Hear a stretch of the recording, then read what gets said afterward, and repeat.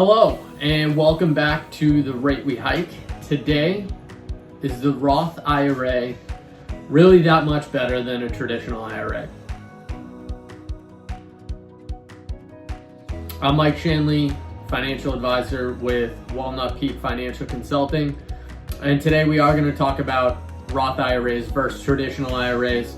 I know we've covered IRAs kind of as a whole in the past, but it certainly does seem that the Roth IRA is the vehicle, the investment vehicle that is pushed the most. So I did want to talk about the differences and why one is probably more favored than the other, the differences, but why both have to be considered. So I'm going to pull up this piece in front of you and we'll just kind of go through it step by step and talk about the differences. I want to give you a little bit about what a Roth conversion is, maybe an example of a good time to do one, but certainly I want to give you more context and more to think about in terms of when to implement a Roth versus a traditional and why they make sense. So just to start off, as you can see at the top, $6,500 is the contribution amount for 2023 for both traditional and a Roth IRA. It's $7,500, which is a catch-up contribution if you're 50 and older. Anybody that makes income can contribute to a traditional or a Roth IRA. That includes children, right? So even if they're mowing lawns, if they're babysitting, things like that, they can contribute to an account opened up by an adult. The spouse of an income earner can also contribute to an account. So if you had a stay-at-home spouse and a working spouse, the working spouse made $150,000 in a year, both spouses could contribute $6,500 to an IRA. Okay, so those are a couple things to keep in mind right off the bat. As far as the contributions go, Roth contributions are not deductible. Traditional IRAs are deductible up to certain points. So certainly keep those things in mind. And then early deductions. This is where the Roth will start to kind of separate itself.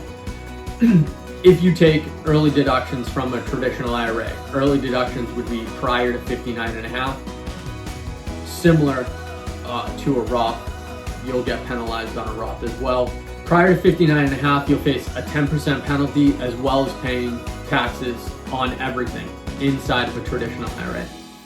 On the Roth, you will never pay taxes or a penalty on your contributions. However, on the earnings inside of the account, if you take it out prior to 59.5, you will pay taxable gains. And then anything that has not been in the account for more than 5 years prior to 59.5 will also be subject. But again, if it's been in for more than 5 years or you've passed the 59.5 threshold, you're all good. So those are a couple differences between the Roth that you should keep into consideration. I'll pull up another slide here that we want to take a look at, and that is, again, some of the distribution stuff that I just went through as far as the taxes. Once you get past the 59 threshold, right, the Roth is completely tax-free. Everything you take out is completely tax-free. You paid the taxes up front, the money went in after tax, completely tax-free. The traditional, you went in prior to taxes, and so now everything coming out is going to be subject to taxes. Where it starts to separate itself even more is called required minimum distributions. For the traditional IRA, once you get to 73, the April following the year that you turn 73, you will have to start taking required minimum distributions. It's a calculation that's taken into account and it increases every year based off your balance, based off your age, and they take a certain amount from you. The easiest way to explain it is you never paid taxes on that money, and so the government's basically coming for their share at this point.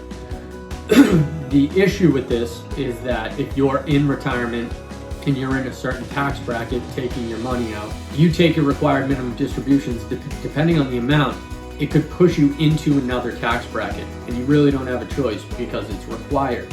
And so if it pushes you into a higher tax bracket, you're now paying additional taxes.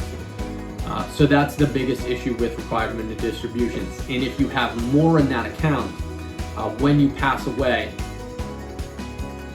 it then goes to your beneficiary, and then the beneficiary has to deal with the consequences of unwinding that account under specific guidelines. With a Roth IRA, there is no required minimum distributions. You don't have to take money from the account. You can leave it as it is. And the rollover process to the beneficiary, or the transition to the beneficiary, is a much simpler process as well. So those are a couple things about how the account works. There is the Roth conversion. What does that look like? It's exactly how it sounds. You would convert a traditional IRA to a Roth IRA. That does sound relatively simple, but it does involve paying those taxes up front when you roll the account over. Hypothetically, you could pay the taxes outside of that account, but again, it's going to push your income, because it is a distribution, it's going to push your income into another tax bracket, most likely, or possibly. So you have to have that cash on hand to pay the additional taxes. So it's something that does have to be thought about and taken into consideration. Why do people like Roth IRAs more than traditional IRAs? Overall, in the grand scheme of things, the thought process is that if you're younger and open an IRA, you make less. A Roth IRA, you're in a lower tax bracket, right? So maybe you're in the bottom or the second to lowest tax bracket, and so you would prefer to pay those taxes now, and then when you retire, theoretically you'll be in a lower tax bracket and you'll just pay no taxes at all. The thought process with a traditional IRA is you're not paying any taxes, but when you retire, as you've grown through your career and your income has gone up, your tax bracket has also gone up. But when you retire, theoretically, you'll be in a average lower tax bracket than you were throughout your career, and that you'll be paying an average lower tax bracket when you're retired. So that's how those two thought processes work. With the Roth conversion, a good idea could be to do it if you time it right. There are Roth conversion calculators online, but to give you a good example, and again, it has to be thought out, but if you had the cash on hand and you were, say, in your 30s or 40s, you have good deductions such as your children, you have home interest mortgage, and some other deductions. This year specifically, you're seeing a lot of layoffs, so people could go months without working, therefore months without income. So your income and your tax bracket should theoretically be lower this year. So if you were to do the conversion this year, you will take the additional income, but it shouldn't be necessarily an overwhelming amount of income comparatively to what you normally make. So with the deductions, and if you have cash on hand to pay the taxes, this could be a perfect year for maybe somebody who is unemployed to be able to do the Roth conversion and take advantage of that in a year that might otherwise seem like not a great year because you were laid off. So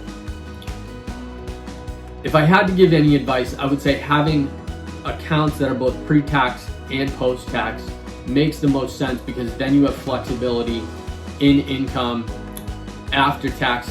If you don't have enough income, you can pull from the traditional IRA and not worry about being moved into another tax bracket, basically because you don't have enough income. If you have plenty of money, then obviously you can empty the account as well. That shouldn't make too much of a difference because you're going to be in a high tax bracket. You can leave the Roth to beneficiaries, but Ultimately, you should always consult with a tax advisor. You should always consult with a financial planner, because they should be working with you periodically throughout this process to make sure you're not running any into issues and you can execute this plan. So I hope this was helpful in breaking this down. It should be a long thought out process into the future, but also planning short term in the interim as well. I hope this was helpful. Please click on the subscribe button, hit the notification bell, and look in the description so that you can find links to my other social media accounts. And we look forward to seeing you on the next episode of The Rate We Hike. Thank you so much. All the best.